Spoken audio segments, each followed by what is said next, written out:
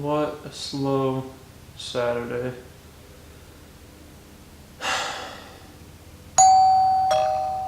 Huh, I wonder who that is.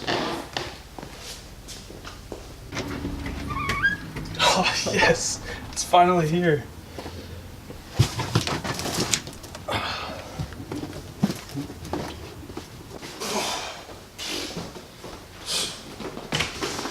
Oh man, oh, this thing is huge.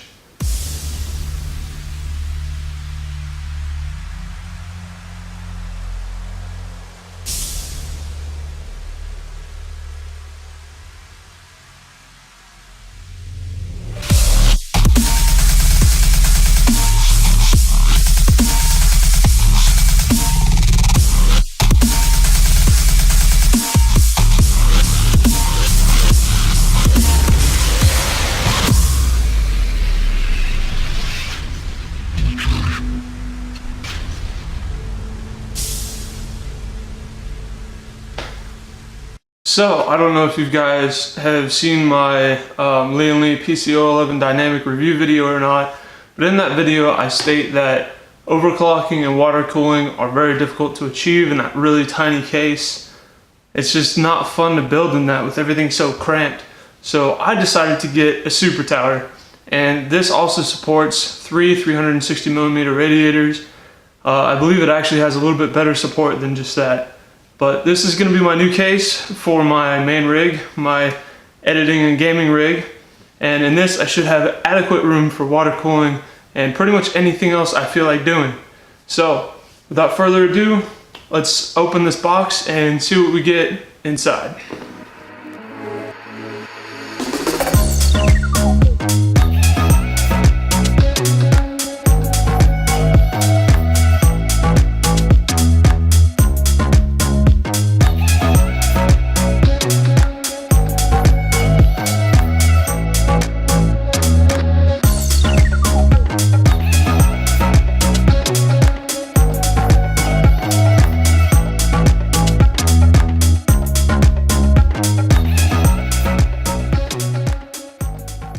Okay, so here I have the case completely disassembled. Essentially how I'll be using it in my configuration. So it came with a lot of things pre-installed. I don't know if that's just for the sake of not having to worry about packaging it, but it comes with a PCI riser bracket for vertical mounting your GPU. I think that's really cool. This is really sturdy material. It's really thick, so it gives me a good sense of security. These 5 1/4 drive bays were also mounted. I think it's kind of nice that it comes with those, but at the same time, like, it's 2018. I don't think we need to see 5 1/4s anymore. But there is ample room for it. They just mount right up there. So with me doing pretty extensive water cooling, that will just be getting in my way. I also don't use CDs, I download everything, so really no point in that. The panels on here, every single one of these panels, the top, the side, and the front, anywhere you could possibly think of, has this really nice magnetic dust filter. It just really slaps on there. It's not going anywhere. And it looks like there's enough perforation for it to breathe while also catching a good amount of dust. So good on you, Thermaltake. It looks like you got these filters down pretty well. And these side panels are nice. One thing, however, I don't like about any of these panels, all of the thumb screws are not captive. None of them are captive.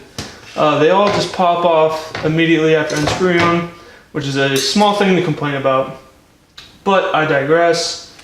At the front here, this is both a pro and a con. So the front, you have this big cutout, this big space right here, which is cool because you can use up to, instead of 48mm radiator, while still having clearance for 30mm fans. So that's super nice. Also, a really nice thing I like to see is out here on the outside of the case, there's room in between the case and the front panel for you to mount fans, so you don't have to have everything on the inside of the case. You can have the fans pressed right up against the front panel, and there's clearance. In my opinion, if there's a case and it doesn't have the clearance in between the front panel and the chassis for fans. You are lazy and you designed the case wrong. That drives me nuts. I hate that. So we're gonna move on to the bottom here. Here down on the bottom, obviously there's room for a 360 millimeter radiator. You can just mount fans there if you want. It comes with a really cool drive cage with the bracket for it, like this. It just slides in there, bolts in. It originally came installed right here, but I pulled it out because I won't have room. My pump res is going right here. So I tried to mount this in the basement, and unfortunately with me using a 45 millimeter radiator, it simply won't fit, and I'm actually a little bit nervous about my power supply. So the basement, although being pretty big, may or may not be big enough for a 45 millimeter radiator. I suggest using a 30 down there just to save yourself a headache. The drive bay almost fits in the basement, but not quite. Fortunately, the way this is mounted, I can actually use this top slot. That top part on the front panel is not blocked off, it's filtered. So that's really cool. So I can actually have my 360 millimeter radiator up a little bit and have the top 120 up here. So that's nice that it frees up some of that room down there for my radiator and cables, etc. So that's pretty cool. Also, another thing I would like to point out is the amount of rubber grommets in here. So we have 1, 2, 3, 4, 5, 6, 7, 8, 9, 10 rubber grommets for you to feed cables through. That is insane. That's not counting all these cutouts up here. There's room behind this panel. There's a cutout here, cutout here. It's insane. There's so many cutouts and places for cable management, and I really love that they have them up forward on this part, because then I can run my power input to my graphics card through right here, and I think that's way more aesthetic than having to loop it around and feed it back through. Just personal preference, but it's something nice that I like to see in cases. So on the back, for cable management, this is where things get kind of interesting. So there's about an inch between the back panel and the frame, which is plenty to feed cables through. There's cutouts on this little support right here, so you can feed cables up from the basement through into the main chamber, which I guess would be a little bit important. Otherwise you'd have to feed everything through those cutouts in the front, and that would kind of suck. The front panel I/O connectors, you know, like the HD audio, USB 3, it actually has USB 2 ports up here and has a specific hub for the USB 2 ports as well. Those are all plenty long enough to reach your motherboard. So I think that's really nice and thoughtful that they included some extra length in cable there just to make sure that everything was good. Although I can't fit these 3.5-inch drives down in the basement, they did come with a backup. So I'm able to use these, which are these toolless kind of locking drive sleds. And I think it's kind of cool. So what you have to do is push up and bend it and slide it out, because this top part is really flexible. And you just do the reverse to install it. You push up against that bracket. I picked the difficult bracket, and then it fits in these little grooves. And then it's in there, it's not going anywhere. So I think that's nice that they included 2 of those, and I conveniently have a 3-inch HDD and a 2.5-inch SSD. So it works out perfect for me. Do not use the bottom chamber for water cooling if you're trying to pull off like a NAS or something and you're trying to stuff the bottom full of drives. You have an extra 3 drives that you can fit in the basement with a total of 5 3.5-inch sleds. And these obviously are drilled out for 2.5 as well, so you can fit those in there.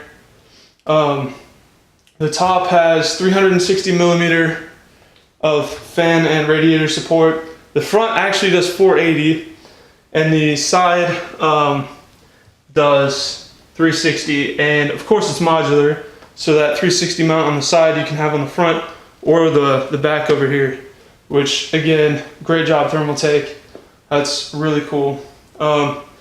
So if you're like me and you've heard nothing but bad things about Thermaltake, obviously this is kind of a scary risk for me, buying this big case that I'm relying heavily on.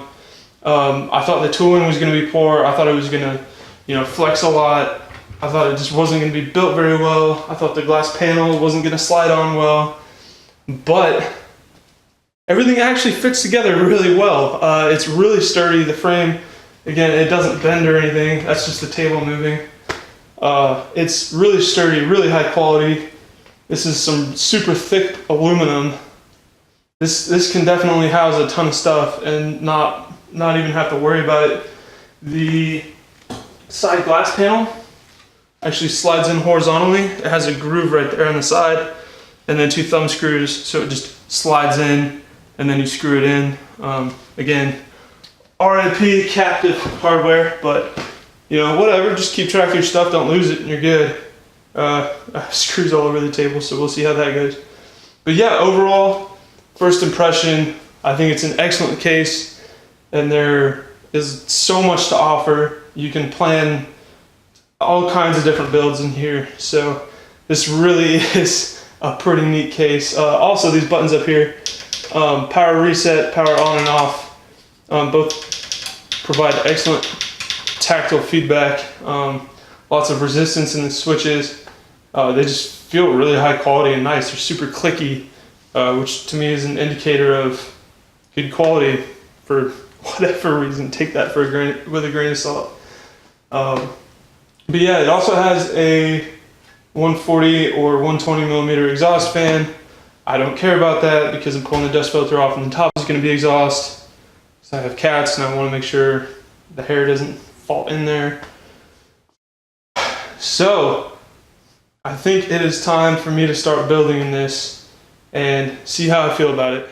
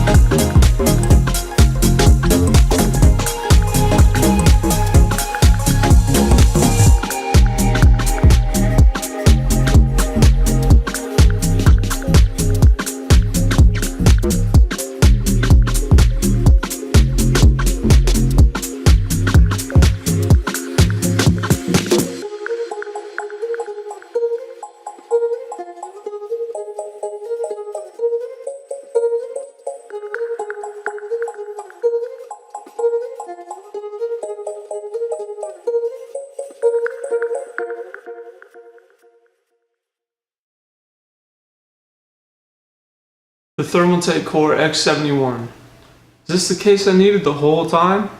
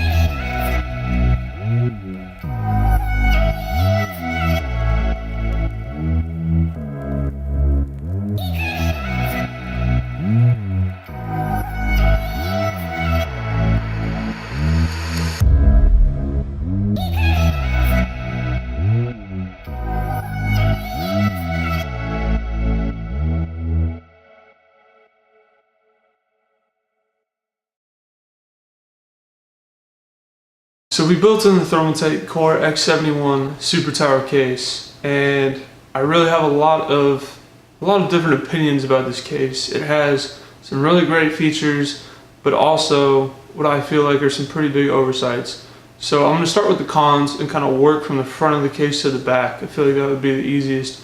And then I'll go over all the outstanding things that I thought were really nice and definitely needed to be included. So starting from the front, this front panel and the 360 radiator mount that's in there. So the front of the case has two slots for 5 1/4 bays for, you know, disk readers or whatever, disk drives, and then it has a 360 bracket below it. What I wish they included was a removable 360 or 480 bracket for radiators that you could use in place of those 5 1/4 drives, because originally I had my 360 radiator mounted higher, but the way the front panel is, it has a little divider right under where the 5 1/4 bays would be, and that was pushing up against my radiator and wouldn't let me close the front panel, so I had to mount the radiator where that bracket was. I couldn't move it up any higher than that. So that's very unfortunate, because now I might be running into conflicts with the lower radiator as far as width. They might run into each other. So we'll see if this thing actually does support 3. There's clearly mounts for 3, but maybe I'll have to get 30 mil thick all around, and maybe I can't use my 45s. We'll see, but it's definitely looking like there's going to be space conflict. The next thing I'd have to say is how short the case is. With my For the Win 3 card in there, it's so compact that I'm honestly kind of concerned about room for the reservoir in between the radiator and the GPU. So that's kind of another thing I'm a little bit concerned about. The basement doesn't have very much room in it at all after you get that power supply in there, which is even mounted sideways for space efficiency. Really, I mean, there's not much room down there at all with that radiator down there, because you have the fans that sit flush with the panel of the case. It has that kind of radiator bracket that's pushed in a little bit to make sure the fans are countersunk in there, then once you fit a radiator behind there, there's almost no room. I don't know how anyone, if you decided to have the ports on this side, I don't know how you would get the 90-degree connectors to fit in there, because I don't know if there's clearance between the power supply and the radiator. That's how tight of a fit it is. And then you factor cables in there too. So it's a little bit small. I think they could have made the case. I know this case is huge, but the space isn't super well utilized, I guess. Another thing, this is mostly my fault, but this is more of a tale of caution. This is a very big case. Your cables have to stretch far. If you can get extensions for any of your cables, absolutely get them. And I'm not just talking about PSU cables either. I'm talking about fans, RGB connections, controllers, pretty much anything. It's really hard for the cables to fit, given that I have fans on the front and the top of the case. Having them meet in a centralized location is pretty difficult. That brings me on to my next point. The divider between the, I guess, front display and the back cable management behind the motherboard is pretty much a Swiss cheese. There's a ton of holes cut in everything. These holes don't really serve any purpose. And if you have a controller or something that would stick against, a flat piece of metal, good luck mounting that.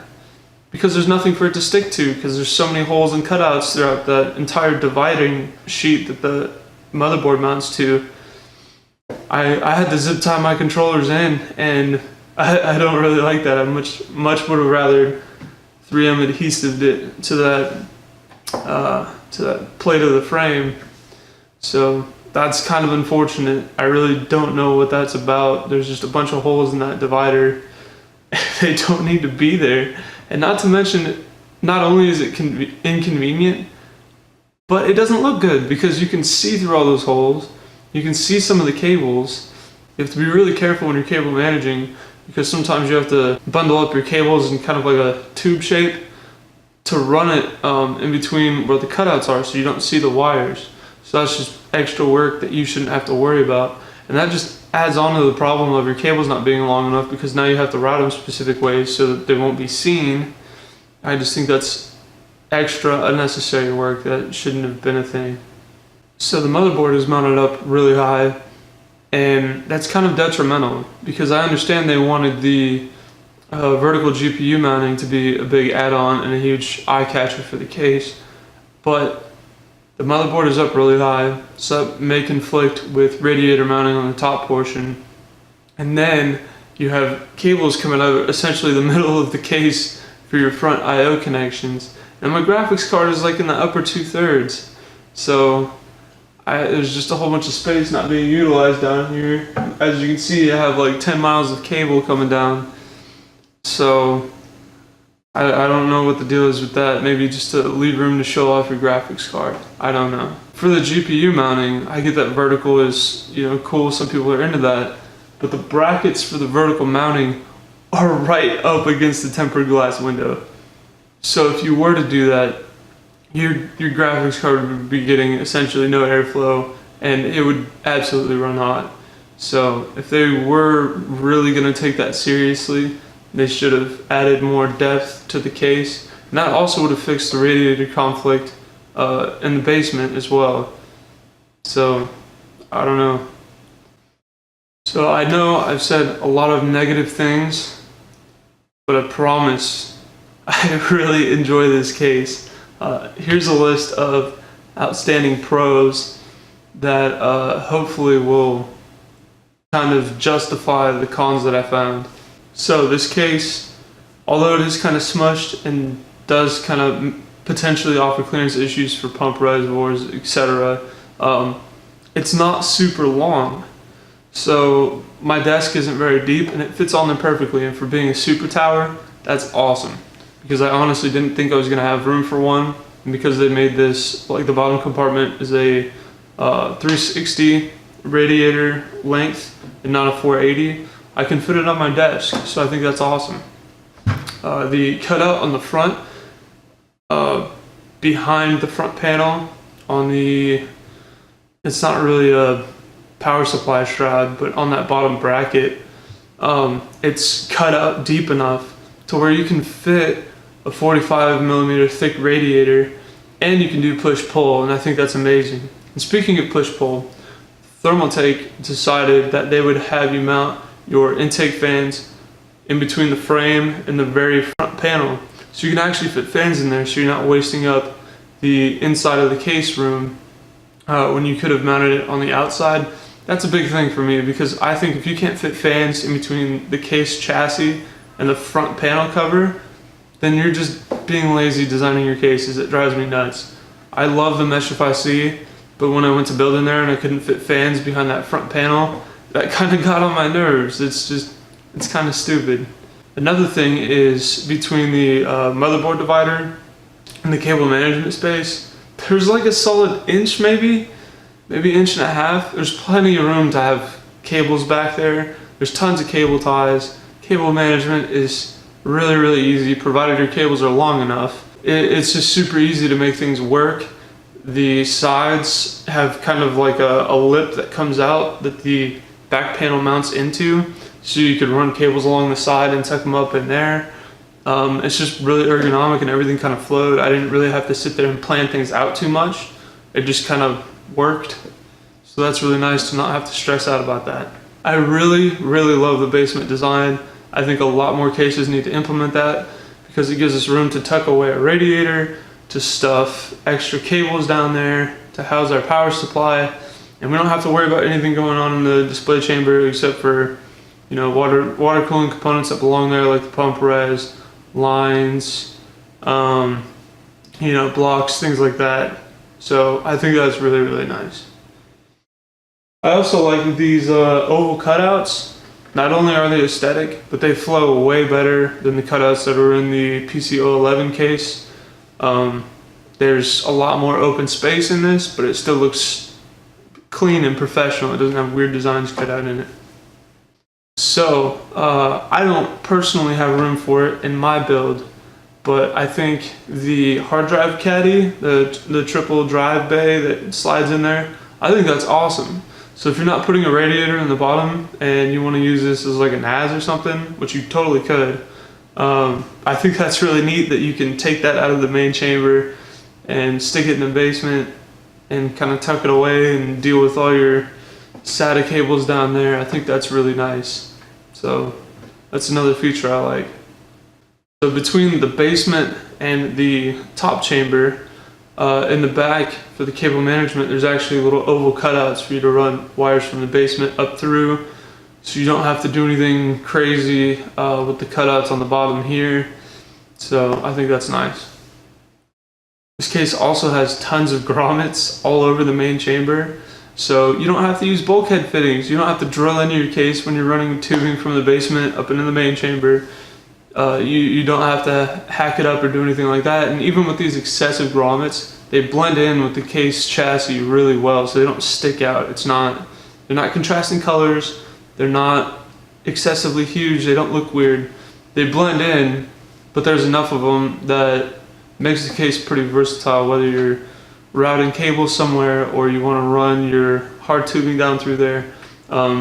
Just endless options of things you can do with this case. And I really appreciate that. Modularity is something that I personally value a lot in your case, because if you can't make your design your own, what's the point? Why would I buy that? So another thing about drives, if you're like me and you're water cooling, you can't fit that drive caddy down there. Oh no, I have a 3.5-inch drive and a 2.5-inch SSD. Where are those gonna go?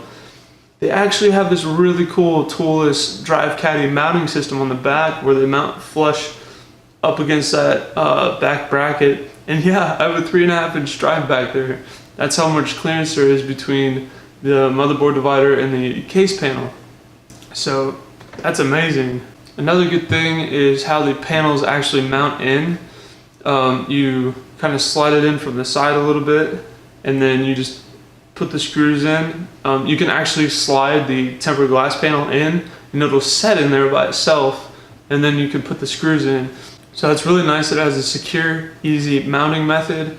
I don't have to worry about dropping that panel and shattering the glass and then trying to contact Thermaltake for a replacement. It's really secure, just slides in there, it'll sit, and then you just screw it in, and it absolutely will not go anywhere. And I think that is a really good design, and I love seeing implementation like that. All the details that just make you feel a little bit better about the case all add up and really affect your overall impression. Something else I think is really cool that you can't really tell just from looking at it, the top 120mm slots are offset. They're not right in the middle of the top. They're actually right here towards the outer edge. There's probably, I don't know, maybe 200mm worth of space up there. You can easily fit 140s. But why I like that, so you don't have to worry about clearance issues with RAM and stupid stuff like that, because it offsets the radiator out. So if your motherboard's here and you offset your radiator, you can have a really thick radiator and drop it down here and it's not going to conflict with anything. Is it going to make it harder to get stuff out? Yeah, but if you have a water loop, it's going to be difficult anyways. So at that point, you're not really making the process any more complicated than it already is. So I think that's pretty neat. So overall, would I recommend this case? Yes, absolutely. If you plan on water cooling in this case like I am, don't risk it with the 45mm thickness. If you're using 360 radiators, I promise you, even the really skinny ones are going to provide more than adequate cooling. Even if you have an RTX card and a 9900K, it'll still cool it plenty enough for you to get all the overclocks your heart could ever want. I think using 45mm thick radiators are going to cause clearance issues. I will definitely have clarification on this in the future, but as of right now, that's what it's looking like. So all in all, the pros definitely outweigh the cons. Tons of really neat modular options. You can do pretty much anything you want with this case. It's great for air cooling, great for water cooling. You can build a NAS with it. I mean, it's just, it's really great. I really like it. I'm really glad I made the switch from the Dynamic to the X71. And I will say, just so it goes on record, the Dynamic is not a bad case. It is just bad for me. It doesn't have what I want in it. So with that being said, yes, beautiful case, excellent quality. I've heard a lot of bad things about Thermaltake and their cheap tooling and how panels don't fit, blah blah blah, etc. First-hand testimony, squash all that crap. This is really high-end. It's built really nice. Tons of details and features in mind, and the overall quality is just really high. I'm really impressed. So thank you for watching. If you liked the review and it was helpful, give me a thumbs up. If you didn't like it, thumbs down. Be sure to subscribe so you don't miss any future videos, and we will see you at the next one.